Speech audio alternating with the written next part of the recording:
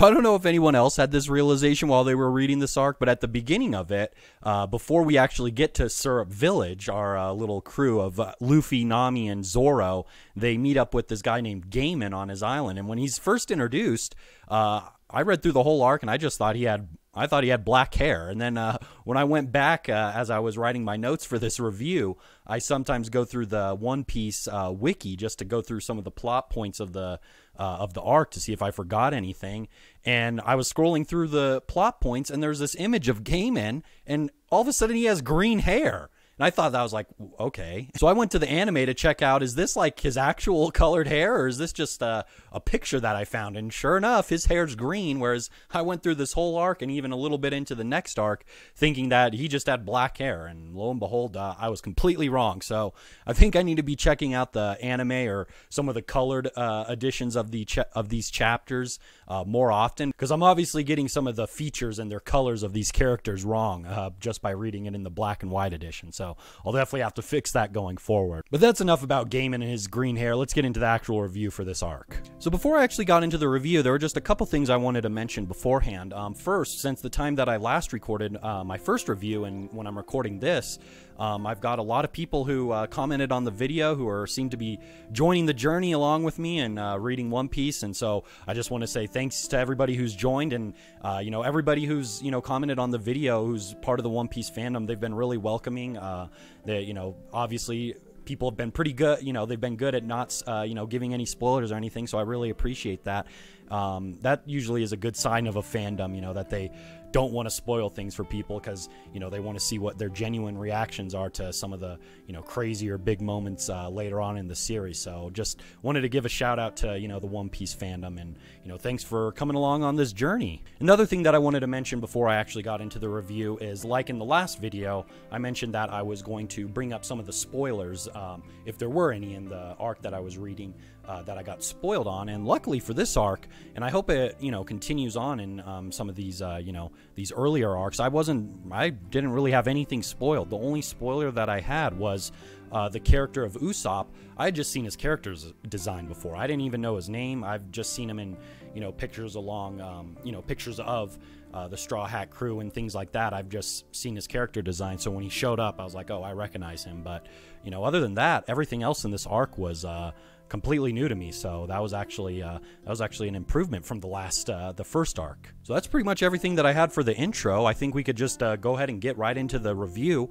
I was going to split up this review the same way that I did the last one, where I had split it up into 3 parts. Just the first part is going to be the story, sort of go over some of the plot points that happened in this arc, and then I'll talk about the characters, some of the new ones we met, and then I'll give you some of my thoughts on, just the 3 characters that we already know and if anything's changed with them. But not too much has changed with those characters so much. Most of the character stuff is going to be about Usopp and the, the Black Cat pirate crew. And then obviously we'll finish off with the sort of world and setting, going over maybe some new things we learned or found out about. There wasn't too much in this arc. There were a couple things, so that section will be pretty short. But let's just go ahead and jump into the story and get this review going. So the arc starts off right where we left off the last time. Luffy, Nami, and Zoro are all on their ship, and they're traveling about, trying to go about to find a new ship, a better ship, a bigger ship, that can fit an actual crew on it.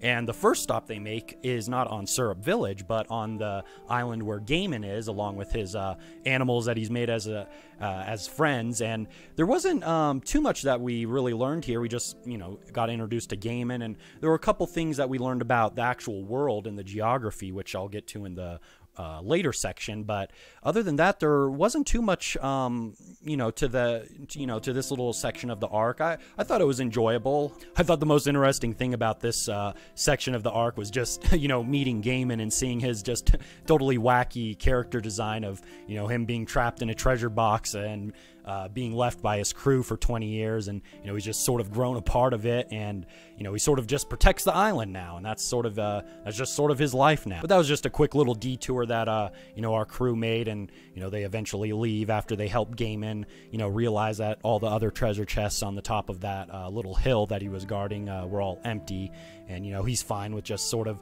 living on the village in the future, or living on the little island into the future with his animals. And since he became friends with them, he's fine with just spending his time with him. I'm wondering if maybe we'll see him in the future.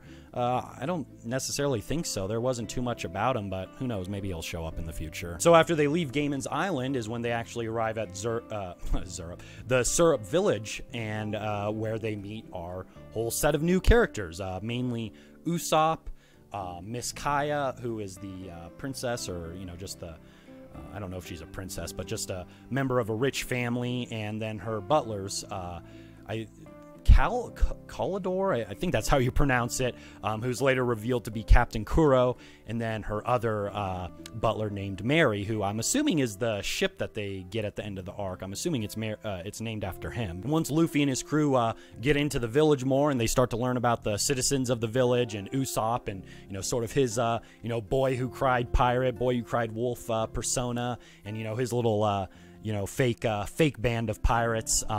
We also learn about the Kuro's plan to assassinate Kaya to just gain her wealth and fortune. And it's once the crew actually gets into the village that we get to know Usopp and, you know, his little fake pirate crew with him. We get to know Miss Kaya and her butlers some more. We get to learn about, you know, just Usopp's little sort of how he's like the boy who cried wolf, only it's the boy who cried pirate, going around just always disturbing the villagers, just sort of like a playful trickster of the village. You know, clearly, you know, he bugs people, but it seems to be like, you know, even though he bugs the villagers, he's well-meaning. He's not like, you know, doing things that's like totally ruining these villagers' lives and just making them miserable. He's just more of a nuisance and a pest. And this is where the crew learns about why Usopp lies. And, you know, it's sort of a funny little thing that Oda does with Usopp and Captain Kuro, Kalidor's character, with their sort of the lies and the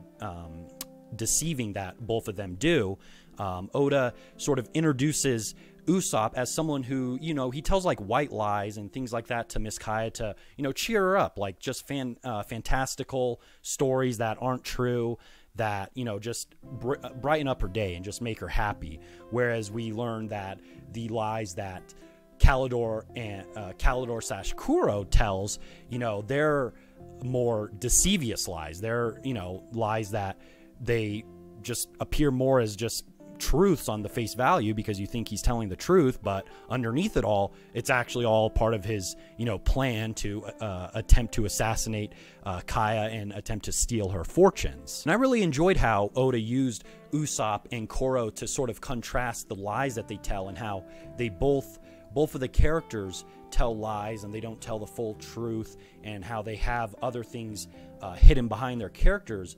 But in Usopp's case, it's all just, you know, for fun. You know, he lies to Miss Kaya to cheer her up. He lies to the townspeople about pirates attacking because he just wants to have a fun time and, you know, not live in such a boring village. Whereas Kuro's lies are much more devious. You know, he presents them much more as, you know, just normal truths. But in reality, you know, he's really plotting behind the scenes with his Black Cat pirate crew to kill Miss Kaya and steal her fortune. And Usopp's sort of white lies and, you know, his good nature and, you know, how his lies aren't really meant to hurt people. This is demonstrated at the very end of the arc, which I really appreciated Oda adding just to show more of the kind of character that Usopp is that after the whole, you know, battle between Luffy and Usopp and the Straw Hat crew against the Black Cat pirates and Kuro, how we have Usopp telling Kaya and his former, you know, pirate crew, the three little kids, you know, to not tell the villagers about the attack that just took place because it would just cause trouble. It would just worry the villagers, and they don't really need to know about it. You know, just have them continue to think that Usopp was a liar and just, you know, just his normal self lying about how pirates showed up. But in reality, you know, this time they did show up. And when he could tell the truth, like, yeah, there were pirates, he decided, no, I don't want to worry the villagers. I want to keep their minds at ease and show that their village, you know, isn't under constant pirate attack, you know, that they're just living in a normal village and they don't have to worry about any pirate incursions going forward. I really liked that part about Usopp, and really showed how caring he was, you know, just for his villagers. And I'm assuming going forward, you know, Oda will show that just, you know, he seems to be, besides Luffy, is the most caring out of our crew members so far. He just seems to really want everybody around him to, you know, always be lighthearted, not taking things seriously. And I think that's a really good compliment to the crew, because Nami and Zoro aren't really like that. And having another person on who's similar to Luffy in that regards, I think that's going to make for some interesting interactions going forward. And so obviously, as we learn a little bit more about Miss Kaya, Kuro, and Usopp, that's when we start to unravel and find out about Kuro's past and how he does plan to assassinate Kaya to get his wealth, and the ensuing battle that happens between the Straw Hat crew and the Black Cat pirate crew. That's sort of where that battle is sort of where the arc ends. And after that, we just have, sort of like a little wrap up with the, Usopp, saying farewell to his, former pirate crew and Miss Kaya, and, basically, being offered a spot on Luffy's crew, and, Usopp accepts, and he becomes like an actual real pirate instead of a fake one. And at the end, they actually end up getting their new ship as well, because Miss Kaya is so thankful for everything Usopp and Luffy and his crew did, that she ends up giving them her ship. And that's pretty much it for the story of this arc. It was a little bit shorter than the first review I did, because in the first review there were, I believe, like 3 or 4 different settings that our characters went to. So there was a little bit more that happened, whereas this one, you just had the short visit to Gaimon's Island, which was only like a chapter or 2. And then everything else took place on Syrup Village, and it was just sort of one cohesive story. So with the story and plot out of the way, we can just get into the character section, talk about how I feel about the original 3 crew members after this arc, and then also talk about a little bit more about the new characters that we met. So starting with Luffy, I still find him to be just the most fun character to be around. He's the funniest character just due to his bluntness and just direct action of everything. And because of that, it also gets him into a lot of like unnecessary situations and traps, which I have a feeling if this continues going forward, which I don't see it changing, so I expect it will, I got a little bit frustrated with Luffy, and I can imagine I'm going to get frustrated going forward too, because of just the ridiculous situations he puts himself in, because he is so blunt. And the biggest one for me in this arc was when he's with Usopp and they overhear Kuro and Django, the Michael Jackson lookalike character, talking about their plan to assassinate Miss Kaya. Luffy just, straight up stands up and confronts them right then and there, instead of at all trying to think of a strategy or trying to be sneaky. He just wants to confront him right then and there, and immediately gets hypnotized by Django and falls asleep and just falls off the cliff and knocks himself out even further. And Luffy's just out of the story for a little bit, because he just wants to get right into it. He just wants to confront people if he has a problem with them. He doesn't, no funny business, nothing like that. Luffy's just straight to the point, and because of that, he just winds up in all these ridiculous circumstances that if he would actually use his brain and think for a second, he wouldn't have ended up in that situation. But besides that, there wasn't too much new things that we learned about Luffy or gained anything like new character development or anything like that. The only other thing that I would mention under Luffy is that when Luffy meets with Usopp, Usopp, eventually tells him about his father, and we learned that his father was actually a part of Shanks' crew, which obviously means something to Luffy, because he's obviously still, I don't know if I think he's still wanting to just go to the Grand Line right now. I'm not sure when he's going to try to, because, Shanks said to search out and give him his hat when he's a real pirate. So I don't know when Luffy's going to decide that he wants to actually do that, but I'm sure that, the info of Usopp's father being, a member of Shanks' crew, I'm sure that will come in handy in the future. Maybe they'll be able to use that as like a lead to find Shanks, but I thought I should mention that here since it more concerns Luffy than anybody else. And then moving on to Zoro, I found him and Nami to be sort of similar in this arc. We didn't learn too much new things about them. My opinion on them still is pretty much the same as the last arc. I still enjoy their characters. We just didn't get a whole lot of character development or, sort of things that involved Zoro solo. So there wasn't too much for him to, do that, proved anything about himself or anything like that. He's still the master of the three sword style, and we see that he just helps, Luffy and Usopp and the crew defeat the Black Cat pirates. Eventually, at the end, with Usopp's help, defeating Django, the first mate of Kuro. So not too much has changed on my opinion with Zoro. He's still the badass swordsman of our crew, and continues to wow with his fighting style and his fighting skills. And in the same vein, we also have Nami, who in this arc I didn't really change my opinion on her too much. I still think she's an interesting character, but I still don't know if I really necessarily like her, because she still seems to not care at all about our crew or even Usopp and them. She just cares about getting more treasure and stealing more treasure. And this is evidence from when they're first meeting up, when the Black Cat pirates are first showing up. She purposefully traps Zoro, uses Zoro to get out of the oil trap she was in, and leaves him in the oil trap because she just wants to rush back to her treasure to make sure that the Black Cat pirates don't steal it. Not that she wants to help our crew, that she's first and foremost concerned about her treasure and keeping that safe. And then after that's secured, then maybe she'll help out her crew. And she does help out her crew, because she comes back and gives Zoro his other two swords, because at that time Zoro he didn't have his other two swords, so he was only using one.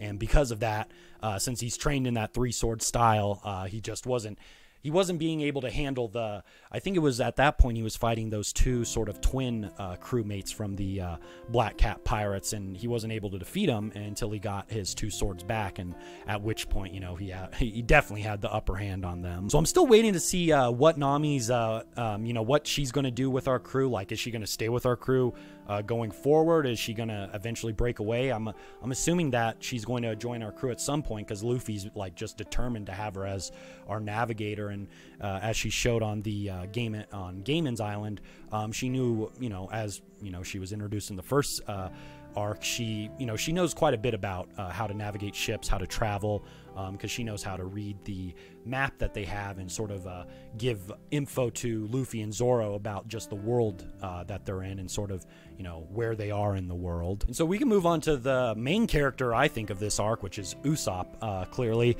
and probably spend the most time talking about him.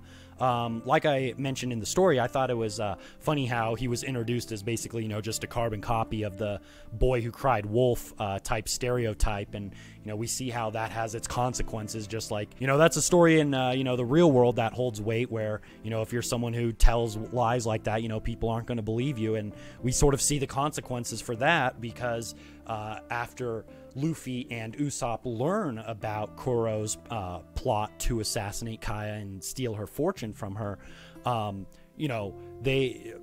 Django and Kuro find out that Usopp knows about this plan, but they just don't care.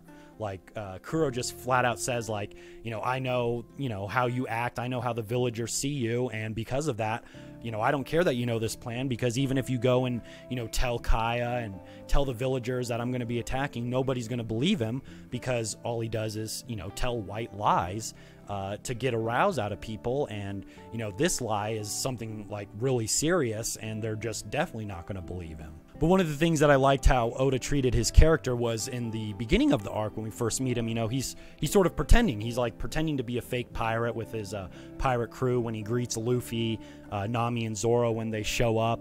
But by the end of the arc, after going through all the sort of trials and tribulations that he has fighting Kuro and the Black Cat pirates, he ends up basically deciding to disband his fake pirate to become a real pirate, and ends up joining Luffy's crew. And I just really enjoyed how he went from sort of the beginning of the arc, just sort of a silly childish character, towards the end of the arc, sort of maturing, growing up in a way, and becoming a real full-fledged pirate. I think Oda also demonstrates this with showing how he matures throughout the arc, because at the beginning, at least in my opinion, he seemed to be sort of useless. Like, he didn't really do a whole lot, but once we got towards the end of the fight scene, we see that he actually isn't useless, because he has his slingshot that he uses, and he's actually able to do some damage and help save Miss Kaya from Django. And he's actually able to do things in battle besides just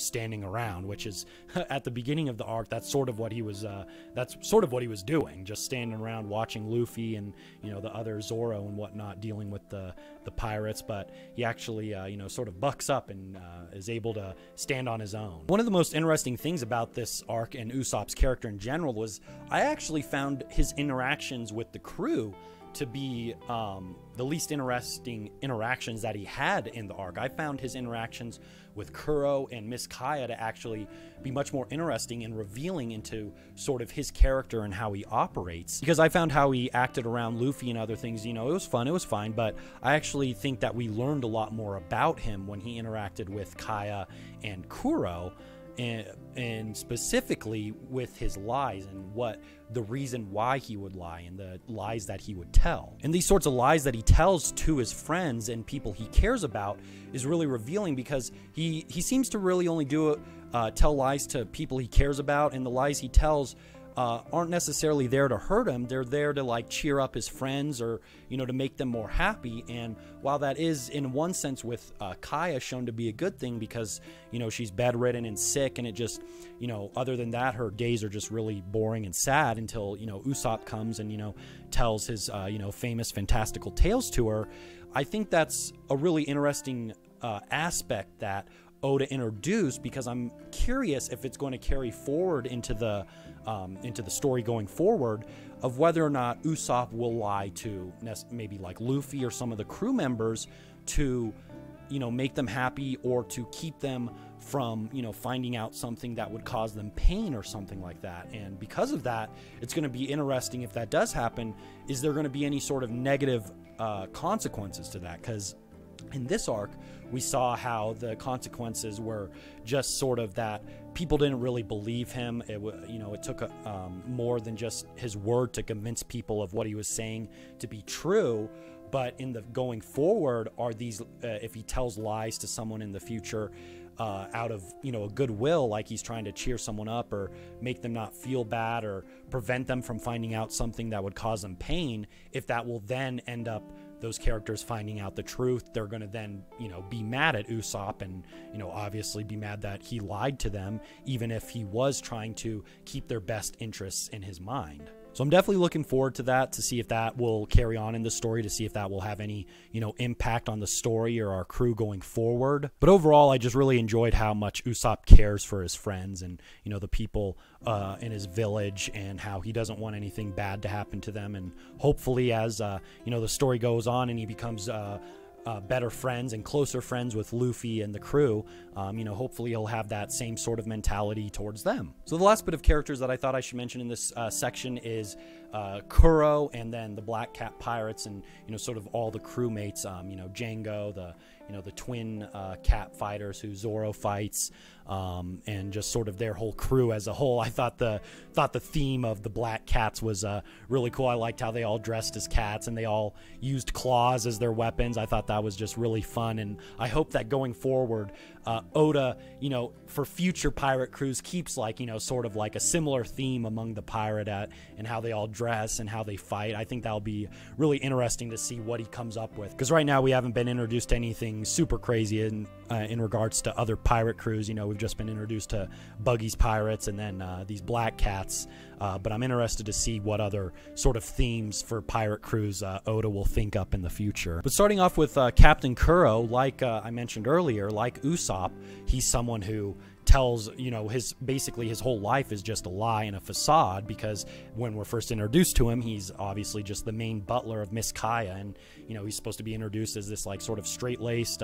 straight-edge, you know, guy who no nonsense, doesn't care for Usopp's tricks and things. He just finds them really childish, and it's, you know, all a facade, because he's really embedded himself in this family with Miss Kaya, all in an attempt to basically just eventually assassinate her and steal her whole fortune, and basically go about his life as he was before, as just a pirate. And in this sense, we learn about how sort of selfish he is. He only cares about himself, because while he did contact and, you know, is in communication with his Black cat pirate crew in terms of, needing their help to take over the village and to get Miss either to assassinate or later on they want to get her just to sign over her wealth. He needs their help, but he actually really, he just uses them because he just needs them at that point, because as we see when Luffy is fighting with Captain Kuro, he doesn't care about I can't remember the name of his attack, but the attack where he basically just does slashes all around him with his claws, and to basically hit anyone around him. He doesn't care if it's Luffy or his crew, and he ends up, attacking his crew as well. He just, they're basically just fodder for him to achieve his goals. But I guess the only sort of, I wouldn't really call it a negative. It's just he wasn't as interesting of a pirate to watch or not watch, but read. Compared to Buggy, and I think that's just probably due to the fact that he doesn't have a devil fruit power. He just has his giant claws, whereas Buggy actually has a whole bunch of different things he can do because of his devil fruit power, and so his fighting just isn't as interesting as the previous pirates that we met. And I think actually the most interesting crewmate out of the Black Cat pirates is Django, the Michael Jackson guy who just moonwalks everywhere he goes. I still can't get over how that's just a trait of one of the characters in One Piece, is that he just moonwalks everywhere. So the theme of the Black Cats, if Oda going forward into the story has just other ridiculous little quirks and qualities with just random characters, I'm definitely going to enjoy reading about all these little side characters, because that alone just made every scene that Django was in just hilarious. Not to mention the fact that he actually had his little power with his hypnotizing. I'm not sure how he did that, but that was a fun aspect to him as well. Like I mentioned, it gets Luffy and some of the other characters into some tough situations that they wouldn't be in otherwise. But even with how ridiculous Django is, it just seemed totally to fit. It didn't seem out of place at all with it didn't seem like, oh, now there's a character who's moonwalking. That's just one step too far. It's just like, oh, there's a character who moonwalks everywhere. That's just part of One Piece. The other little shout out that I wanted to give to the crew members were the two twin cat fighters who Zoro fought, just because I've been playing a lot of Cyberpunk 2077 recently, because I recently upgraded my computer, so I finally managed to play it with some decent graphics. And there's actually two characters in there who there's a quest where you do sort of go around fighting doing these underground fight club fights through the city, and there's these two fighters who are basically exactly like that. They're these twin fighters who fight together, and when I was reading the story and I came across that, I was just like, huh, that reminds me a lot of these fighters that I met in Cyberpunk 2077. It was totally random, but I just thought that was a funny little addition. But that pretty much wraps up everything I had to mention about the characters in this arc. Usopp was definitely, I found, I was actually most interested by him and sort of his character and how he operates, because in regards to Luffy, Zoro, and Nami, there wasn't too much we learned about, anything new that we learned about them, so my opinions on them stayed relatively the same. I enjoyed their company, and I wish Nami would actually officially join our crew and help them instead of just caring about getting more treasure, but hopefully that will change in future arcs to come. So I guess getting into the last section of this review, there isn't too much that I wanted to mention here in the world/setting section, but two of the things that did happen in this arc was at the end of the arc, we got the new ship for our crew called the Going Merry, from Miss Kaya after, helping out her and the village. She's so grateful to Usopp and Luffy and his crew that she just gives them the ship. And so hopefully now with, this new ship, bigger, better built ship, hopefully this will be, a ship that they'll be able to actually take to the Grand Line, and, they'll be able to, sail it through there without any, trouble of, getting, shipwrecked or anything like that. But the only other thing really that I wanted to mention in terms of the world setting was what we learned on Gaimon's Island, where Nami and them talk about the map that they have, where they learn a little bit more about just the world they're in. There's two oceans in the world, and it's separated by the red line, which I guess is just a piece of land that separates the two oceans. And if you draw a line through the center of the red line, going through, I guess, maybe I think they mentioned a city or something. I don't know if it's the capital of that or what, but they said if you draw a line through the center of that, that is the Grand Line. And so we learned just a little bit more about the One Piece world, how, the geography of it, how it's set up. But that's just about everything in terms of my thoughts and reactions to this arc. I enjoyed it. I don't think I enjoyed it as much as the first part, just because I enjoyed the interactions between Luffy and the gang with Buggy and his crew. I think I found that more fun, and I think, like I mentioned before, I think it just has to do with Buggy having a devil fruit power, whereas Kuro and his crew wasn't. But I definitely enjoyed, meeting Usopp and gaining him as a new crewmate. I think, he'll be a great addition. As like I said, it's good to have another, sort of fun, upbeat character similar to Luffy in the crew, instead of just having Luffy and Zoro and Nami, where Nami and Zoro are much more serious characters than Luffy. So Luffy has another pal who's a little bit more silly like him. So I'm sure that him and Usopp will get into all sorts of shenanigans going forward. I'm sure it's going to be a joy to read about. But overall, I thought this was an enjoyable arc. I'm already moving on to the next arc. I'm about halfway through the next arc. I think it's Barity Long arc.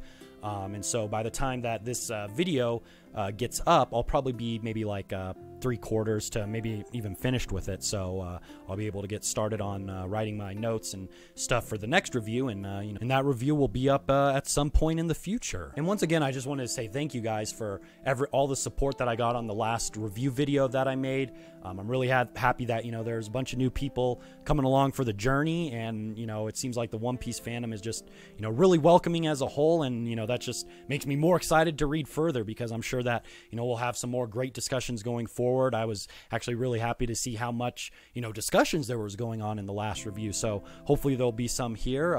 Go ahead and if you got to the end of this video, leave some comments down below. What were your, favorite parts of this arc? Which characters, did you like? Or if you didn't like any characters, let me know which characters you didn't like. But that's pretty much everything that I had for this review. If you did enjoy this review, make sure you leave a like, comment down below, and be sure to subscribe if you haven't. I'll be releasing reviews in the future. Hopefully they'll most likely be coming out sooner than this one. Like I said, in an update video, and if you didn't see, I put a pinned comment on the last video. I had to take a family trip, so I wasn't able to record this before then, so there was a little bit of a time gap between when I would have released the video if I didn't have to go on that. So expect the next review up to be sooner than I think it was like 3 weeks that this one took. But be sure to stay tuned for future reviews to come. This has been Kyle with Blind Koala Reviews. Later.